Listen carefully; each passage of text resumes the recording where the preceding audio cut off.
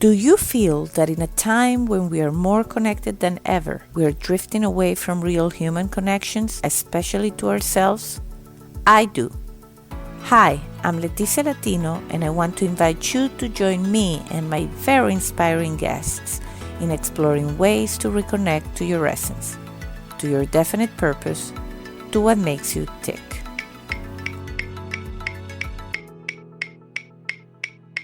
Are you ready?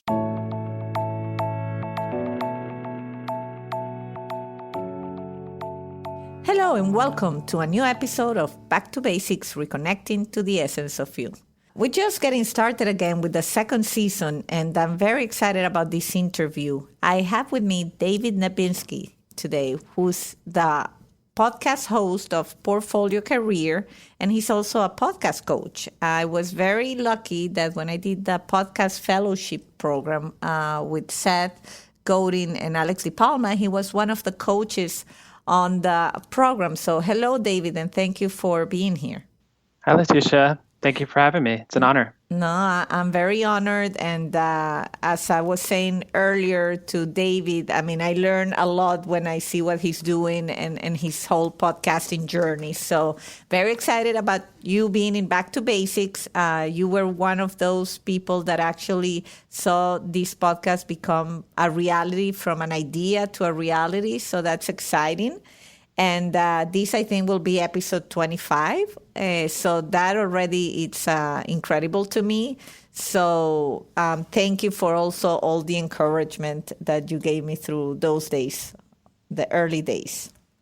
Thank you. Absolutely. Congrats on episode 25. This is special. Thank you, David. So I'm sure you probably, if it's not that you've heard many of my episodes, you probably remember that what I try to do in this podcast is to inspire people, and through the subject of going back to basics and really see what it is that ticks inside of us and gets us exciting. And I'm a big follower of yours on LinkedIn, and I see you always enthusiastic, smiling. And so I'm very curious to find out, the early part of your life, about your childhood and your upbringing, where were you raised, and then your journey to, and tell us about, later on you'll tell us about how you got here. So tell me about your childhood, if you can. Yeah. Take it back to the basics there. So I grew up outside of Washington, D.C. in a small town called Great Falls, Virginia. I grew up with two amazing parents and two amazing sisters. And I feel like I got lucky, right? You never know where you're going to be born. You're not sure what the culture or the environment is that you're going to be raised into. And I grew up with an amazing family, and I think I was always inspired as a kid from my dad. And him and my mom had left Pittsburgh, Pennsylvania, and my mom was one of 7 kids, and my dad was one of 3. But they kind of picked themselves, and ironically, they moved down to Florida, which we were talking about, and where you live, and they didn't really have much going besides themselves, and knowing that they wanted a different life, and so they moved down to Florida. Before they got married, my dad kind of just convinced my mom, said, let's come down here, let's start a new chapter, and my mom was like, well, are we doing this together? What? And I think times were a little bit different then than they are now, where in terms of relationships. But my dad got a job at the unemployment office on a Friday, which is ironic because it's Friday right now. Yeah. And it was the unemployment office, and he might have been, Friday afternoon, and which then was ended up turning into his boss. But the person that was interviewing him just basically said, cool, there's been thousands of people here today that I've talked to, and, many, many others over the last couple of weeks. Why should I hire you? And my dad just said to him, I'm a diamond in a rough, and, you just got to shine me up. And that story has always been really inspiring to me. And when I think about, human relationships and the just small conversations that can have such a profound impact on people's lives. And you never know where they're going to be coming from.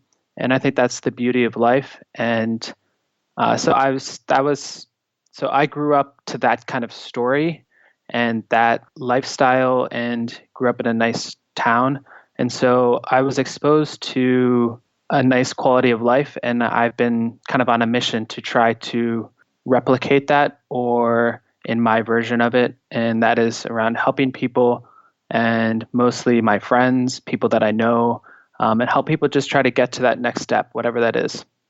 That is awesome. That's, obviously, if something is going to inspire, is knowing your parents' story and knowing where they came from and what they achieved. So, as a young child, obviously you had this around. What about your likes? Like, what do you enjoy doing? Where were you passionate about? Growing up? Yeah. So I was really interested in video games. Mm-hmm. Oh, you will get along with my son just fine. So, besides outdoor sports, so I played a handful of different sports, not very well, but I played them. But I really liked video games, and I really like how I think podcasting relates to video games for me, or at least that's the story I tell myself.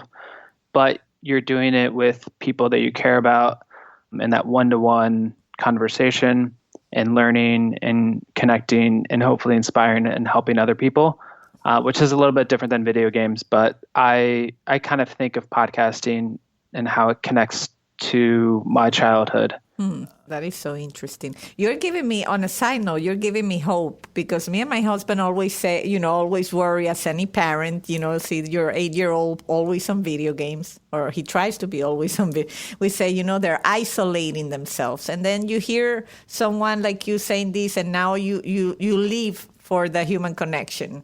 So there is hope for those video gamers out there to actually have a life. That's a kind of a side note. This is what parents of kids, the age of mine, are always talking about. But so you end up, so you always were interested in connection growing up. And did you go and study something related to like a career that allow you to express that? Or what did you study? No, I think, growing up, mostly I was studying my dad. Okay. And, we would always travel up to Pittsburgh and for holidays to see the family up there. And we would travel at odd times so that we could maximize the time during the day with the family. So, at night or early in the morning, when the rest of the family, my immediate family, was sleeping in the car, I would be talking to my dad about, him moving to Florida, breaking away from Pittsburgh in a good way, but, just starting and charting his own path. And so I was always kind of really studying that. And then I was always interested in how my friends' parents and even my friends really looked up to my dad. And that was always he was my North Star and everything that I was really focusing on. And I probably took it for granted. And then in college, I studied finance and economics because I think I was, maybe going back to the video games, I think I was decent with numbers. And there was a couple classes in college that really stood out to me, but I didn't major in them. One was a leadership course, another one was communications, and another one was interpersonal skills. But I think at the time, I didn't really maybe see I think I was kind of following the traditional steps, which was, business and finance, and not as much around the basics of communication, leadership, relationships, as much as I would have liked to now. But here we are on a podcast talking about, relationships. And you're making it happen. And that's why, honestly, during the summer break, I was thinking, whom would I want to interview? And then you came to mind because, again, I see you doing something that is unconventional, that it's the kind of stuff people would say, are you crazy? You're just doing this like for good? And people would expect something more like what I'm doing it as a side thing that I enjoy. But you are full force on it and definitely making a difference and an impact as far as I can perceive. And so that's why I say, well, they would be fantastic. And so you you went for the traditional, as you call it, the traditional path of you got your degree in finance, and then probably you went to work. I'm interested about at one point did you break from tradition, and what kind of process did you go through to really make it happen? I'm still trying to make it happen, but I think it. We're always a work in progress. But I think right after college, going back to, as I mentioned, the finance and economics. So right after college, my dad actually passed away. So I'm sorry to hear that. thank you. And so I think that I was completely shook by that. It also forced me to grow up quicker. As I think I mentioned earlier, I was probably did not appreciate the wisdom, the friendship, the relationship that I had with my dad as much. And when he passed, then that was the moment for me to kind of wake up. And I then started to, and my mom really relied on him. And so there's just in different aspects of life and stuff. So from a organizational standpoint, I then started to help my mom and kind of organize the family a little bit and kind of think about the next chapter while my mom was transitioning and stuff. So how's she doing now? She's doing great. Thanks. Yeah, she's doing great. Good. And again, I think this is kind of what I was told or what I thought or the story that I believed, which was to get a more traditional job. So I worked in corporate finance and investment banking like job. It was equity research. And I really liked it. It was very intellectually stimulating. I think it was a lot of hard work, which I liked because it gave me the opportunity to do a lot of work. And then I realized that there wasn't enough concrete impact or concrete connection to the work that I was doing. So then I started transitioning to more relationship-based type of work, and that was in the real estate industry. And then around 2013, 2014, I kind of felt like I wasn't being fulfilled, I feel like I had something else in me and just did not want the rest of my kind of life to look like this. I felt like I hadn't explored enough. So after a trip out to San Francisco, on the plane ride back, I decided worst case scenario, I could move to San Francisco and work in the ride sharing industry. I really like that flexibility, the ability to get paid and talk to people and meet people and explore the culture kind of whenever you wanted, as opposed to being, forced into a certain role. So that happened. So I just moved to San Francisco, no plan, no nothing for the most part. A really good friend from college had recently moved out there. He co-founded a company.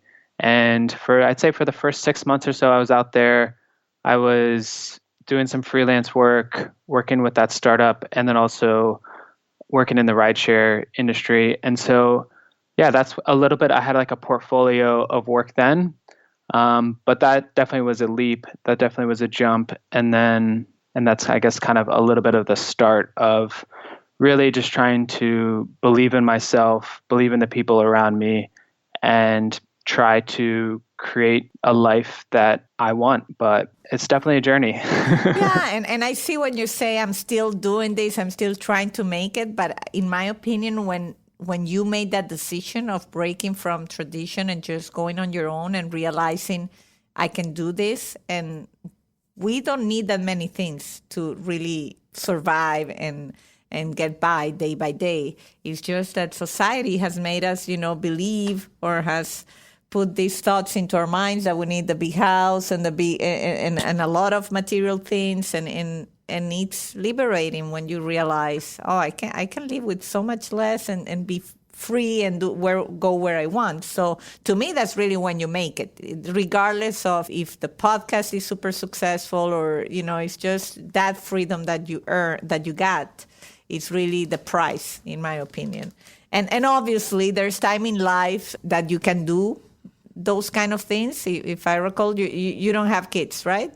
No, Yeah, I agree. Timing is important. yeah, the timing is really crucial, I believe. And I'm lucky because I also kind of did those kind of things when I could. But now that I have kids, I can definitely understand how someone listening to this would think, well, yeah, he doesn't have kids and that's easy for him to say. But the truth is we've had other guests that have had, some attachments and responsibilities in terms of a third person, depending on you, and they have made it happen too. So that Yeah. it's really, really great. And I know that probably Seth Godin had something to do in this journey of yours. I'm curious to know, was it a book of his that you read? I know you have interviewed him, so you're my idol too. And I invite everybody that is listening to it, would be in the show notes.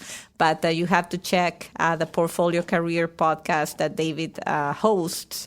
And his podcast with Seth Godin was fantastic, his episode. How was your encounter with Seth's work?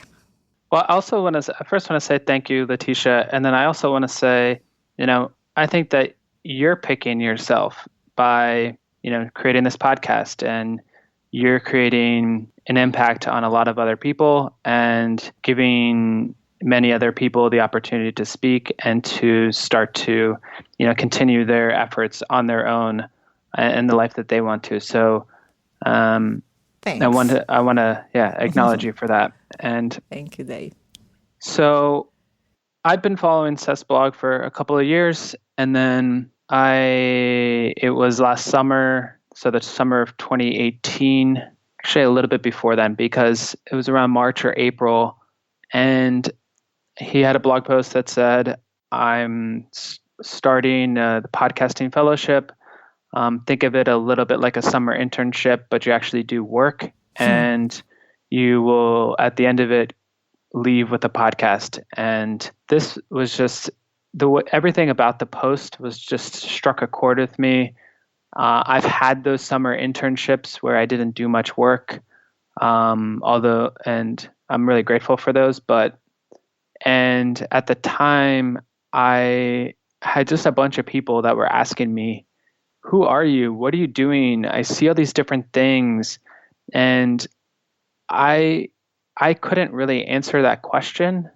Because usually I'm trying to think about, well, what is that person really asking? What are they really curious about? And mostly about how are they thinking about it for themselves? And I had moved to New York about a year or so before then, and I became friends with a bunch of very inspiring people that we never really talked about their career or their professional life. And so when I saw Seth's blog post about this podcasting fellowship, kind of like a summer internship, I was like, boom, this is perfect for me to be in a wonderful, generous community, work on some ideas about this portfolio career that I had been trying to communicate to people, and also mostly for myself too, because I had left a startup that I had put a lot of time and energy and into it, and so I kind of built back up again, and it was really working after a journey to get there. And so I thought, I don't really know how to describe this, but there's other people that are doing it as well. So start a podcast to then learn and talk to people about this so that I could continue this kind of lifestyle. Wow, that's awesome. And so you went and did the internship, and then you been engaged in his work and the work of that team, for what I understand, since then. Yeah, it was the similar format that you were thankfully a student in as well. So it was just the first cohort, very similar format as the one that you were in. Okay, great. Well, and definitely I want people to know about your Portfolio Career podcast.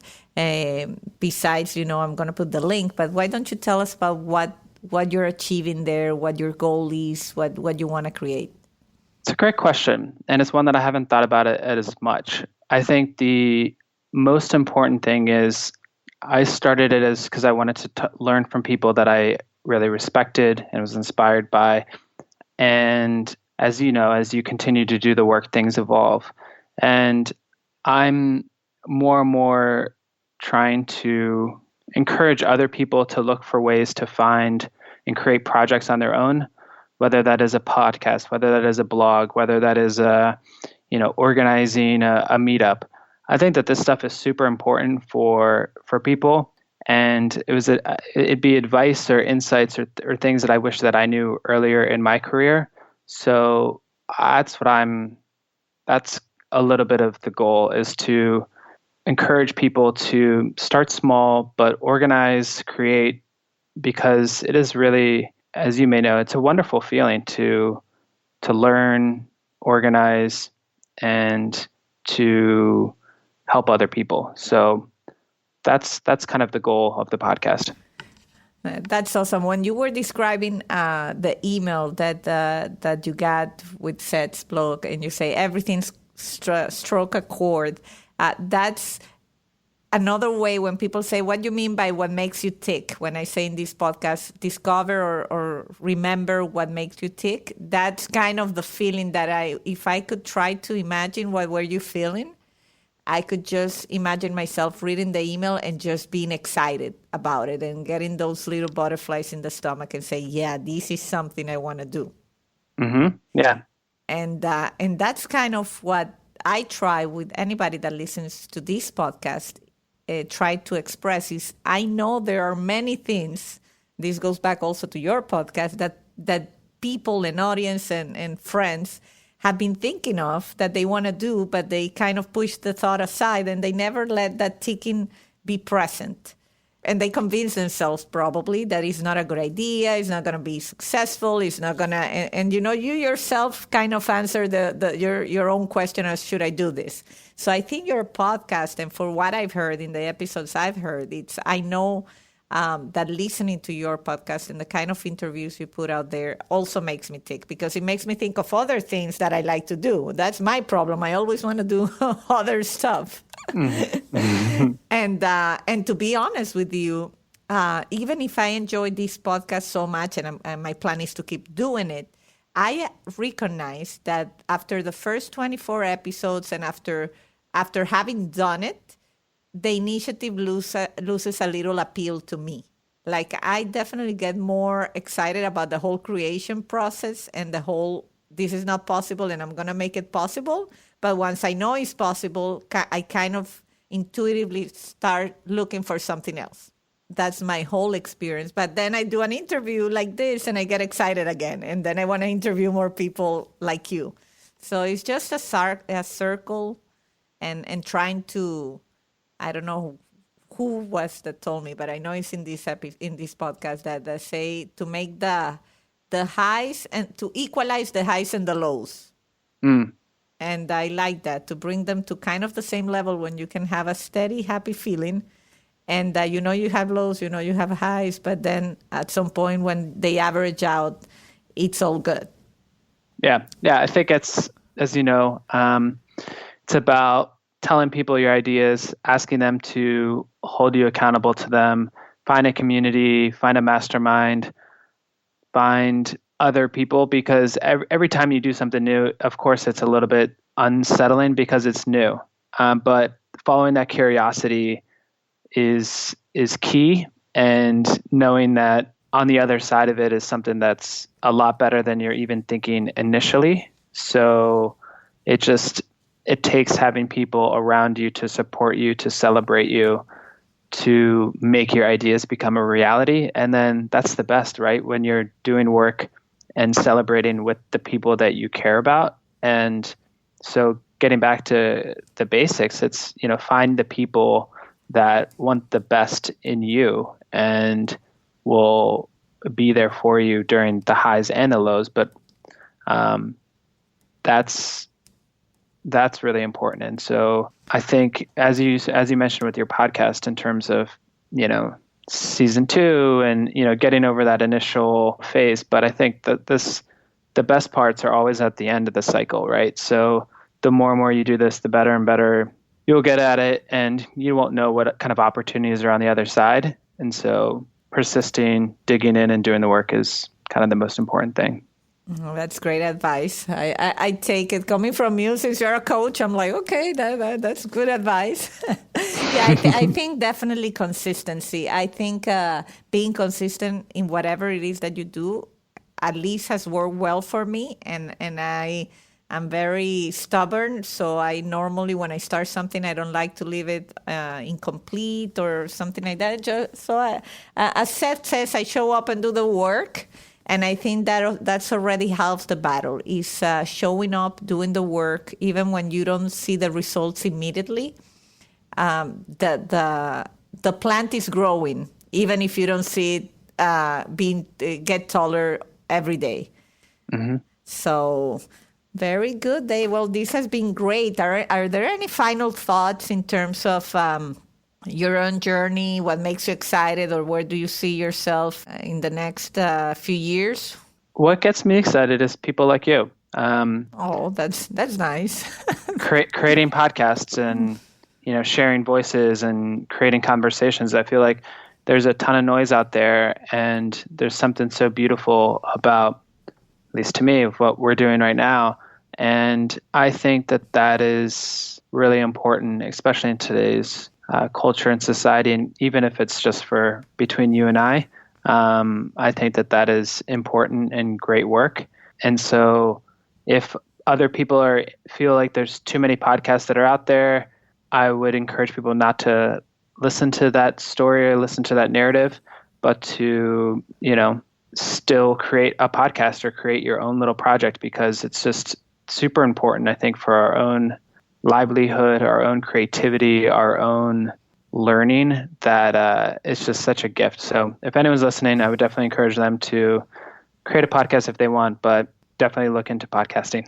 Thank you. And if not, you don't want to create it, you listen to David's and mine, and then we're happy with it. No, but that's a great point, David. Thank you so much. I think that's great advice. By the way, guys, the podcast fellowship, I think the new program started not too long ago, right, Dave? So I think maybe if someone is interested, you should look it up. I'm gonna put the link in the notes.